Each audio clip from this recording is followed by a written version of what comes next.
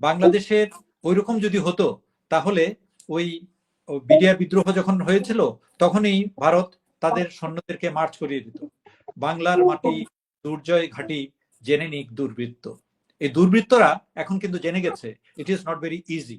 How can you think that you are isolated, একদম আমি কাঁপতে থাকবো ভারতের ভয়ে, কখন জানি ভারত এসে ঢুকে যায়। This is nonsense. ওরা আবার প্ল্যান করেছে স্বৈরাচারী হাসিনার মতো তার বাপকে দিয়ে যেমন করে আর্মিকে বরবাদ করেছিল রক্ষী বাহিনী তৈরি করে, তেমনি করে সেও চাইলো যে এখানে অন্যভাবে আর্মির ভিতরে ডিভিশন করে। তো ভারতে কি এরকম কোনো পরিকল্পনা করবে তার পাশে চায়নাকে রেখে পাকিস্তানেরকে রেখে বাংলাদেশের কে কোনো ধরনের হামলা করা, বাংলাদেশের উপর কোনো সামরিক হস্তক্ষেপ, এটার কোনো সম্ভাবনা আছে কিনা? ধন্যবাদ আপনাকে। আসলে ব্যাপারটা হয়েছে কি, যুদ্ধকে সামনে রেখে বা শত্রু মিত্রকে সামনে রেখে অনেক রকমের গল্প ফাঁদা যায়। চায়ের দোকানে বসে চা খেতে খেতে সামান্য আড্ডাবাজরাও অনেক রকম গল্প করে, এই জিতে যাবে, ও হটে যাবে। ব্যাপারটা কিন্তু আমরা রণাঙ্গনের যোদ্ধা, আমরা সেনাবাহিনীর প্রশিক্ষিত সৈনিক, আমাদের কিন্তু কনসেপ্ট অন্যরকম। ব্যাপারটা এরকম নয় যে বাংলাদেশ আমি ভিডিওটা এনেছি, আমি ভিডিওটা একটু দেখাই, যে আমি এনেছি, জি শুরু থেকে দিচ্ছি আমি। would like to say about the Bangladesh issue, because we saw and it is evident that how the deep state of United States was involved in regime change during the Biden administration. Then Muhammad Yunus made Junior Soros also.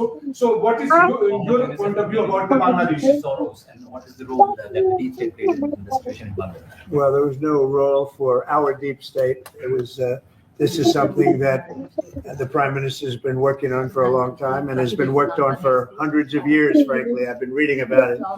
But I will leave Bangladesh to the Prime Minister. जहां तक रूस और Ukraine के बीच का, উনি পাশ কাটিয়ে গেলেন। Modi, Donald Trump যেটা উত্তর দিয়েছেন, মোদি কিন্তু আর সেখানে যাননি, তিনি ইউক্রেনে চলে গেছেন, যেটা স্যার কালিমুল্লাহ বলে গেছেন। জি, আপনার যেখানে ছিলাম আমি সেখান থেকে শুরু করি। আচ্ছা, বিষয়টা হচ্ছে এই যে কোন দেশকে কেউ অন্য কেউ রক্ষা করে না, কোন দেশকে কেউ রক্ষা করে না, নিজেরাই নিজেদের শক্তি দিয়ে দাঁড়িয়ে থাকতে হয়। যেমন ধরেন বাংলাদেশে যুদ্ধ হয়েছে, বাংলাদেশ পশ্চিম পাকিস্তান, তৎকালীন পশ্চিম পাকিস্তান, বর্তমান পাকিস্তান পূর্ব পাকিস্তানে আক্রমণ করেছে, বর্তমান বাংলাদেশে, তারপর যুদ্ধ শুরু হয়ে গেছে। এই যুদ্ধের সময় দেখা গেল আমেরিকা 7 ফ্লিট পাঠিয়েছিল বঙ্গোপসাগরে, এবং আমেরিকা কি আমাদেরকে যুদ্ধ থামিয়ে বা কোনো কিছু করতে পেরেছে? পারেনি। চীন সরাসরি পক্ষ নিয়েছিল তৎকালীন পাকিস্তানের পক্ষ নিয়ে চীন এবং চীনাপন্থীরা স্বাধীনতার বিরোধিতা করেছিল, কিন্তু চীন কি আমাদের স্বাধীনতাকে ঠেকাতে পেরেছে? আচ্ছা, আমাদের স্বাধীনতাটা কি শুধুমাত্র ভারতের সৈন্যরা আসাতেই স্বাধীনতা হয়ে গিয়েছিল? না, বাংলাদেশের ব্যাপারটা একদম অন্যরকম। আপনাকে খেয়াল রাখতে হবে, বাংলাদেশের বিশাল একটা ভূখণ্ড, অত্যন্ত ঘনবসতিপূর্ণ, এবং এখানকার দেশপ্রেমিক নাগরিকের সংখ্যা দেশদ্রোহীদের চেয়ে অনেক বেশি। এখানকার সেনাবাহিনী যদি জাগ্রত থাকে, গণবাহিনী যদি এদের সমর্থনে থাকে, পৃথিবীর কোনো শক্তি নেই যারা এখানে এসে এই দেশটাকে ইউক্রেনের মতো দখল করবে আর জিন্দাবাদ দেবে, প্রশ্নই ওঠে না। বাংলাদেশের ওইরকম যদি হতো তাহলে ওই বিডিআর বিদ্রোহ যখন হয়েছিল তখনই ভারত তাদের সৈন্যদেরকে মার্চ করিয়ে দিত।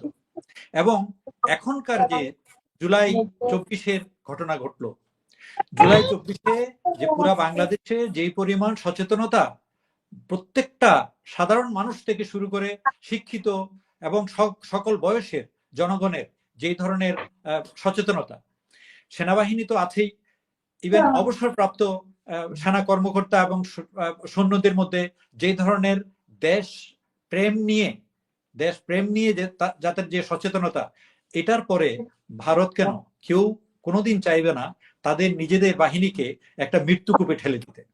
কারণ ওরা জানে, ওই যে সুকান্তর কবিতাটা, বাংলার মাটি দুর্জয় ঘাঁটি জেনে নিক দুর্বৃত্ত। এই দুর্বৃত্তরা এখন কিন্তু জেনে গেছে it is not very easy. বাংলাদেশে মাটিতে এসে চট করে আমি ঢুকে পড়বো, চট করে আমি দখল করে নেব, ব্যাপারটা ওইরকম নয়।